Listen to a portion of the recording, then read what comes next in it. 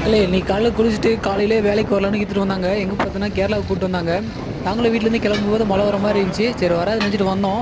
மழை அடித்து தள்ளினே இருக்குங்க. வெறும் மேகமூட்டமாக இருக்குது. ரோடே கண்ணுக்கு தெரியலன்னா பார்த்துக்கிங்களேன். நாங்களே நேரம் லாரி கல்ல விட்டுருப்போம் வண்டியை.